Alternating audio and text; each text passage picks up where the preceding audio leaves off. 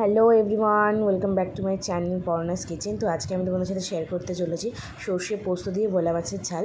আমি মাছগুলোকে ধুয়ে নিয়েছি আর মিক্সিতে আমি নিচ্ছি সর্ষে, পোস্ত আর লঙ্কা। তোমরা ঝাল অনুযায়ী যে যেমন ঝাল খাও তোমরা সেভাবে লঙ্কাটা নেবে।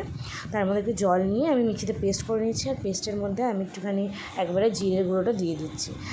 তারপরে আমি মাছগুলোর মধ্যে হালকা করে নুন দেবো, যেহেতু ভোলা মাছে ভোলা মাছ একটু হয়, তো তার জন্য ভোলা মাছের নুনটা একটু বুঝে শুনে দিও। আর হলুদ দিচ্ছি, দিয়ে ভালো করে মেখে নিচ্ছি।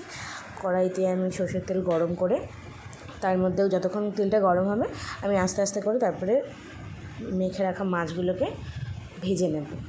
ভেজে নেওয়ার পর লাল লাল করে ভেজে নিয়ে আস্তে আস্তে আমি মাছগুলোকে তুলে নেব। মাছগুলোকে তুলে ভাজা হয়ে গেছে, আমি তুলে নিয়েছি।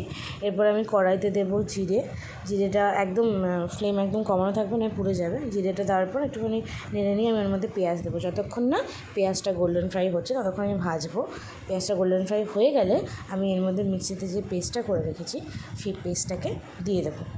ওটাকে দিয়ে দেওয়ার পর একটু বাটি ধুয়ে জল দিয়ে দেবো যাতে লেগে না যায়।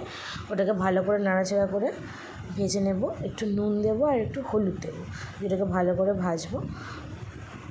আর প্রয়োজন পড়লে একটুখানি তেল দিয়ে নিও তোমরা, ঠিক আছে? সর্ষের তেল ইউজ করো, স্বাদটা ভালো আসবে। রিফাইন অয়েলেও করা যায়। আমি একটু বাড়তি জলটা দেওয়ার পর আমি ওটাকে ভালো করে একটু নাড়াচাড়া করে নিচ্ছি যতক্ষণ না হচ্ছে। যখন মিষ্টি একটা গন্ধ বেরোবে, মিষ্টি গন্ধটা বেরোনোর পর আমি আস্তে আস্তে দেবো।